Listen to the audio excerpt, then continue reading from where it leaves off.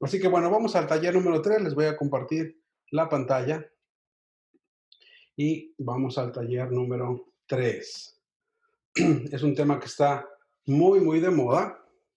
eh, y la pregunta es así, protestas. ¿Qué dice la Biblia acerca de las protestas, ya que ahora están más y más de moda? Bueno, vamos a ver qué es lo que instruye la escritura. Pero antes de eso, déjenme mostrarles la definición de protesta. La Real Academia Española dice que protesta es expresar la oposición a alguien o a algo. Y en forma personal, dice que es expresar generalmente con vehemencia, con mucho ánimo, con mucha enjundia, con mucho voz, su queja o disconformidad.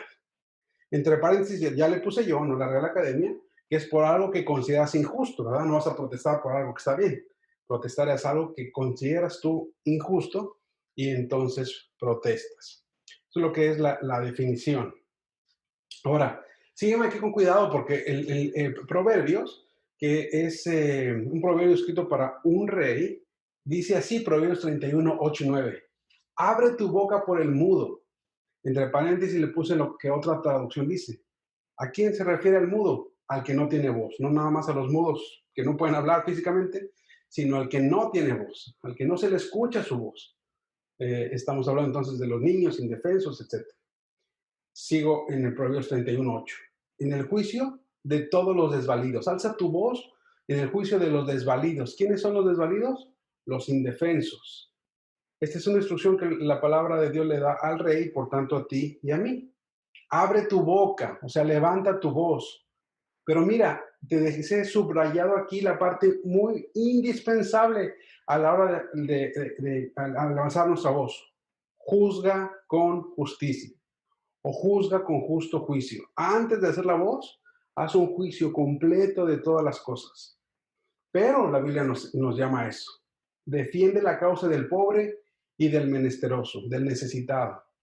Así que la Biblia nos da instrucciones a los que somos hijos de Dios de levantar la voz por los que no tienen, de levantar la voz por el que necesita, de levantar la voz por el que no puede hablar, de los que están indefensos, pero que antes de hacerlo, juzgues con justicia, juzgues todas las cosas. Déjame darte un ejemplo bíblico de alguien que levantó su voz por algo que consideraba algo injusto y mira el resultado, para que de ahí aprendamos, ¿ok? Está en Números 27, te lo leo rápido. Vinieron las hijas de Zelofejad, hijo de Jefer, hijo de Galaad, hijo de Maquir, hijo de Manasés, de las familias de Manasés, hijo de José. O sea, el resumen es de que era de los hijos de Manasés, de la tribu de Manasés. Incluso nos da los nombres de las cuales era Maala, Noa, Ogla, Milca y Tirsa. Versículo 2. Y se presentaron uno delante de Moisés, dos delante del sacerdote Eleazar, tres delante de los príncipes y cuatro delante de toda la congregación, a la puerta del tabernáculo de reunión. Van a levantar su voz por algo que ellas necesitan, por algo que creen injusto, y vinieron ante cuatro autoridades, ¿ok? Sigo. Y esta es por lo cual levantan la voz. Esa es su causa. Nuestro padre murió en el desierto, dicen ellas. Y él no estuvo en la compañía de los que se juntaron contra Jehová en el grupo de los de Coré. Acuérdense que había habido un grupo de Coré que se rebeló con Moisés y la autoridad que Dios le había dado y murieron. Ella dice, él no era de esos, coma, sino que en su propio pecado murió. No fue de los que se rebelaron, pero bueno, algo hizo que ellas concluyen que también murió en el desierto. Pero lo importante es del versículo 4. Y no tuvo hijos, o sea, no tuvo hijos varones. Tenía 5 hijas mujeres, no tenía un hijo varón. Y esta es su causa, versículo 4. ¿Por qué será quitado el nombre de nuestro padre de entre su familia? Por no haber tenido hijo. Dadnos heredad entre los hermanos de nuestro padre. Y es que las instrucciones que había recibido Moisés era darle heredad, darle tierra a los varones.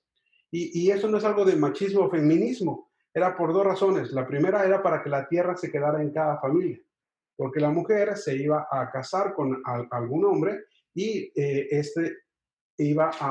se iba a ir a vivir a donde él estaba, la tierra de él. si ella tenía propiedades, ¿no? Y se casaba con alguien de otra tribu, ese iba a ser el dueño ahora, y entonces iba a haber una revoltura de tribus, que es algo que no querían porque la tierra ya había sido repartida. Así que la instrucción era entonces que las herencias lo tuvieran los varones. Pero estas mujeres vienen delante de estas cuatro autoridades y les dicen, una, yo no tengo culpa de que papá ya se murió, ¿verdad? Por pecador o por que sea, se murió. Segundo, tampoco tenemos culpa de que no haya tenido hijos varones. Tercera, no tenemos culpa de que no nos hayamos casado. Si estuvieran casadas, pues ya tendrían a dónde estar. Así que esas circunstancias se juntaron y vinieron a levantar su causa. Pero mira lo más importante, versículo 5.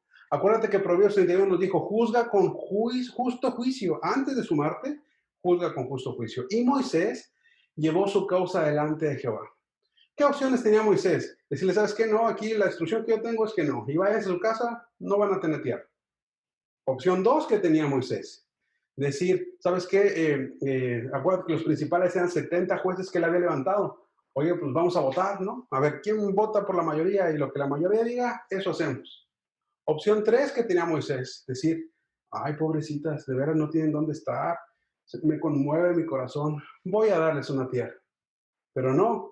El ejemplo que vemos en la Biblia es que Moisés, antes de dar un veredicto sobre esa causa, eh, vino a buscar la palabra de Dios, vino a buscar consejo de Dios. Igualito que tú y yo, antes de sumarnos a una causa, que Dios nos dice que hablemos por el que tiene necesidad, pero antes de sumarme, voy a ver qué dice la palabra de Dios con respecto a eso. Y entonces después tomar una decisión. Eso es lo que está haciendo Moisés. Ese es el ejemplo bíblico que te quiero dar. Versículo 6. Y respondió el Señor a Moisés. O sea, él vino a buscar respuestas y hubo respuesta. Así tú también, en todas las causas que se levanten, ven a buscar la palabra de Dios. Es la única antorcha que tenemos en lugar oscuro. Y te va a pasar lo mismo que Moisés, versículo 6, el Señor te va a responder. Y entonces, con un justo juicio, con unos lentes pasados por la escritura, vas a ver las cosas bien claras. Y miren lo que termina esta historia. Está hablando Dios a Moisés, le dice, bien dicen las hijas de Zelofejad, les darás la posesión de una heredad entre los hermanos de su padre y traspasarás la heredad de su padre a ellas. Así que le está dando una concesión, sí, está bien, su causa es justa, dales lo que ellas piden.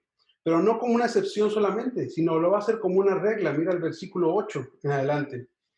Sigue hablando Dios con Moisés. Ya le dijo que las hijas ellas, de esa varón de Manasés le dé, pero luego le dice a Moisés, y a los hijos de Israel hablarás diciendo, cuando alguno muriera sin hijos, traspasaré su herencia a su hija. Y si no tuviera hija, daré su herencia a sus hermanos. Y si no tuviera hermano, daré su herencia a los hermanos de su padre, o sea, a sus tíos. Y si su padre no tuviera hermanos, daré la herencia a su pariente más cercano de su linaje. Y de este será. Y para los hijos de Israel esto será por estatuto de derecho, como el Señor mandó a Moisés. Así que la historia número 27 habla de unas mujeres que vinieron a levantar una causa, alzaron su voz por una injusticia y el que tenía que decidir juzgó correctamente y consiguieron un ajuste, no solamente un beneficio para ellas, sino un ajuste perpetuo para tratar estos temas de las heredades. Déjame decirte que estos versículos son base para muchos países de que han determinado cómo repartir en caso de que no haya un testamento, cómo repartir los bienes en base a esos principios bíblicos. Ahora vamos del ejemplo bíblico a un ejemplo práctico al que está sucediendo el día de hoy. Ahora, ¿cuál está sucediendo de hoy? Unas protestas en contra del racismo y en contra del abuso de la fuerza policíaca, ¿verdad? Pero se lo quiero enseñar simplemente como un ejemplo práctico, porque a ratito esto va a pasar de moda y en 3 meses encontrarás otras protestas, otros levantamientos para que puedas observar qué dice la escritura y entonces saber qué hacer y qué no hacer. Así que el ejemplo práctico, el que está dando ahorita, hablando del racismo y del abuso del poder, 2 Corintios 19:6 nos va a decir. Y dice, di a los jueces, acuérdate que tú y yo somos la luz del mundo, la sal de la tierra, no hay otra luz fuera de nosotros si no hacemos nosotros lo que debemos hacer y juzgar correctamente. Así que este mensaje es para ti, para mí. Tú eres el juez. de las cosas, evalúas y toma la decisión con respecto a lo que Dios dice. Mirad lo que haces, porque no juzgas en lugar de hombres, sino en lugar de Jehová.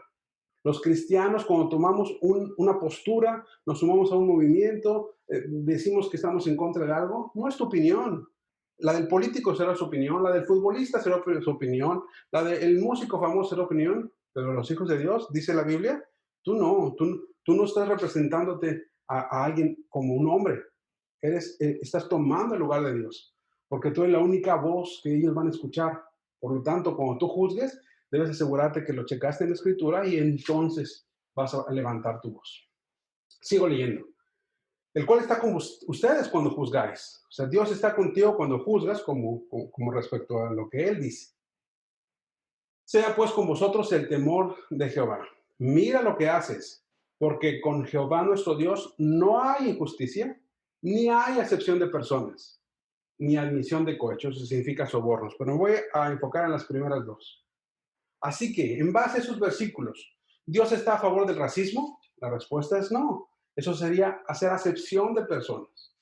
¿Dios está a favor del abuso o el uso excesivo de la violencia? La respuesta es no. Esa es una injusticia.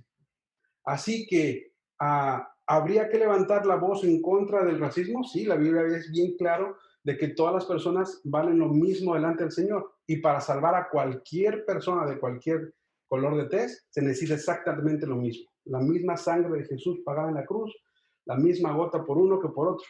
Así que Dios no aprueba el racismo, más bien lo denuncia, ¿verdad? Y lo mismo pasa con lo del abuso de poder. ¿Está bien que haya un abuso de poder?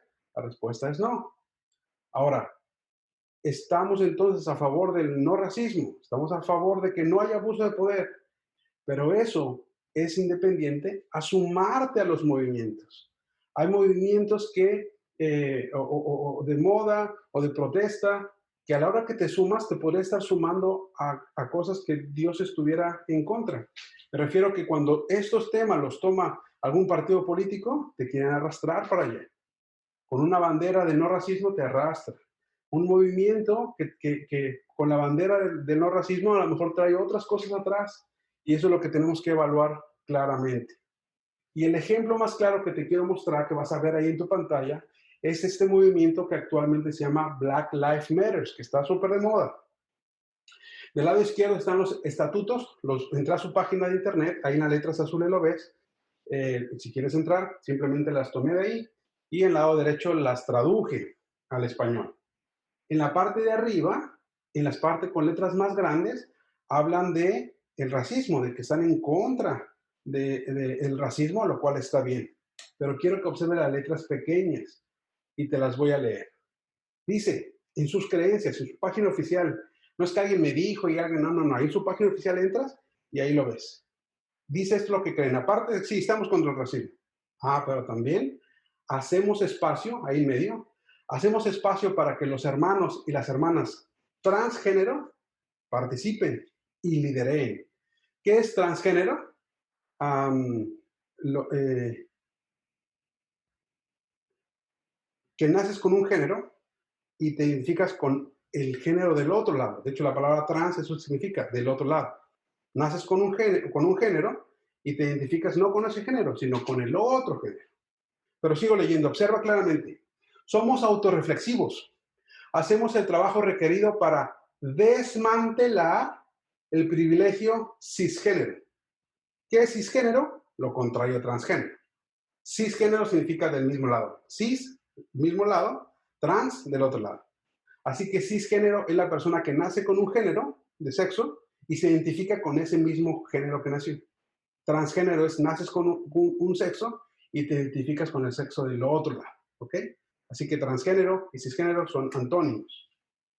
Te lo vuelvo a leer porque está claramente en sus estatutos. Somos autorreflexivos y hacemos el trabajo requerido para desmantelar el privilegio cisgénero. Y no solo eso, elevar a las personas trans negras, especialmente a las mujeres trans negras que continúan siendo desproporcionadamente afectadas por la violencia trans antagonista. Último párrafo. Fomentamos una red de afirmación queer. ¿Qué significa queer? Lo puse en amarillo. En la parte de abajo es Es una palabra que describe identidades sexuales y de género que no son heterosexuales o cisgénero. Las personas lesbianas, gay, bisexuales y transgénero pueden identificarse con la palabra queer. Vuelvo a leer su último estatuto: fomentar una red de afirmación queer. Cuando nos reunimos, lo hacemos con la intención de liberarnos del estrecho control del pensamiento heteronormativo. Déjame decirte algo: toda la escritura es un pensamiento heteronormativo, es decir, la norma lo da, que es un hombre y una mujer se unan en matrimonio. Ese es un pensamiento heteronormativo. ¿Cuál es uno de los propósitos de este organismo, de este movimiento? Liberarse del estrecho pensamiento heteronormativo. Así que déjame hacer una conclusión solamente tomando este ejemplo que te quede como una base para todo lo demás, ya que tú y yo debemos de juzgar. Cuando tú opinas, no vas a opinar lo que los hombres, nos enseña la escritura, tú vas a opinar lo que Dios dice. Hace que sumarte al no racismo, sumarte para protestar sobre las injusticias en el abuso o uso excesivo de la violencia de la policía sobre cualquier persona, eso no está mal. Pero el asociarte a un movimiento u organización que apoya, sí, el no racismo, pero al mismo tiempo apoya las depravaciones sexuales, es contrario a la misma naturaleza de Dios. Así que está bien clara la escritura, con las cosas de las protestas, está bien sumarte. Donde no está bien es que te asocies con movimientos o protestas que vayan en contra de los principios de Dios. Creo que es muy general para todos pensar que una cosa es protestar y otra cosa es hacer vandalismo y romper cosas y entrar a los almacenes y robarte una televisión. O sea, una cosa es una y otra es otra. Cuando tú estés apoyando algo y se ensucia el medio y la organización empieza a hacer cosas que Dios no mandó, en este caso apoyar depravaciones sexuales, o en el caso del otro que te digo, robar, que eso es lo que hacen, ya no te puedes asociar con eso. Una cosa es levantar la voz por los desvalidos y otra cosa es sumarte a movimientos como estos. Y sobre todo habrá más, pero este ahorita está bien peligroso. Primero porque está bien famoso, segundo porque aparentemente trae una causa buena que es el no racismo, pero atrás de eso y escondido de eso, en sus propios estatutos dicen que lo que están tratando de poner es esta ideología que va contraria a los principios de Dios. Ahí es donde tenemos que tener cuidado. No te sumes luego a las cosas. Ve, observa, ve qué dice la palabra de Dios antes de hacer tus opiniones. Así que con este tema vamos entonces a los grupos pequeños.